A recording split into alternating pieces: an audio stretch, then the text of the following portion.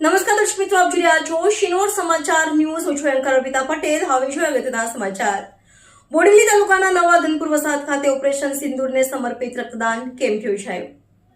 Bharatiya Janata party Chhota Udepur દ્વારા બોડેલી તાલુકાના નવા ધનપુર ખોસ વસાહત ખાતે સર્વરોગ નિદાન કેમ્પ અને બ્લડ ડોનેશન કેમ્પનું આયોજન કરવામાં આવ્યું હતું. સાથે આધાર કાર્ડ, આયુષ્યમાન કાર્ડ જેવા સરકારી વિવિધ યોજનાના લાભ હેતુસર અનેક સ્ટોલ ઊભા કરવામાં આવ્યા હતા, જેમાં ખૂબ જ મોટી સંખ્યામાં ગ્રામજનોએ હાજરી આપી લાભ લીધો હતો. આ પ્રસંગે છોટાઉદેપુર જિલ્લા પ્રમુખ, બોડેલી તાલુકા ભાજપ પ્રમુખ સહિત જિલ્લા શિક્ષણ સમિતિ ચેરમેન તેમજ ભારતીય જનતા પાર્ટીના કાર્યકરો અને ગ્રામજનો ખૂબ જ મોટી સંખ્યામાં ઉપસ્થિત રહ્યા હતા. રિપોર્ટર વિરેન્દ્રસિંહ દેસાઈ સાથે શિનોર સમાચાર ન્યૂઝ, છોટાઉદેપુર. આજરોજ નવા ધનપુર ખાતે ભારતીય સેનાને સમર્પિત રક્તદાન શિબિરનું કેમ્પ ધનપુર મુકામે રાખેલ, જેમાં ખૂબ મોટી સંખ્યામાં મેડિકલ કેમ્પ, વિધવા પેન્શન, સરકારની વિવિધ યોજનાઓનો લાભ પ્રજાજનો લઈ રહ્યા છે, જેમાં ભારતીય જનતા પાર્ટીના તમામ હોદ્દેદારો ખૂબ સારો સહયોગ કરીને પ્રોગ્રામને સફળ બનાવ્યો. સંજયભાઈ ભીખાભાઈ રાઠવા.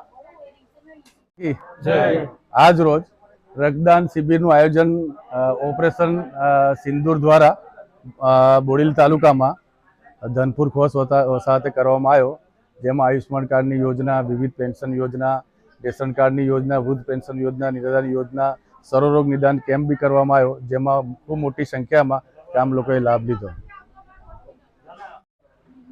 આજરોજ બોડેલી તાલુકાના નવા ધનપુર ખોસ વસાહત ખાતે ભારતીય જનતા પાર્ટી છોટાઉદેપુર દ્વારા ભારતીય સેનાને સમર્પિત ઓપરેશન સિંદૂર અંતર્ગત આજરોજ અહીંયા રક્તદાન કેમ્પનું આયોજન કરવામાં આવ્યું છે, તેમજ સાથે સરકારશ્રીની માનવ કલ્યાણ યોજનાઓના કેમ્પ જેવા કે આયુષ્યમાન કાર્ડ યોજના હોય, વિધવા પેન્શન યોજના, વૃદ્ધા પેન્શન યોજના, રેશન કાર્ડનું KYC હોય, નિરાધાર પેન્શન યોજના, સર્વરોગ નિદાન કેમ્પ જેવી તમામ યોજનાઓના લાભ લેવા માટે અહીંયા મોટી સંખ્યામાં ગ્રામજનો તેમજ આજુબાજુના વિસ્તારના લોકો લાભ લઈ રહ્યા છે.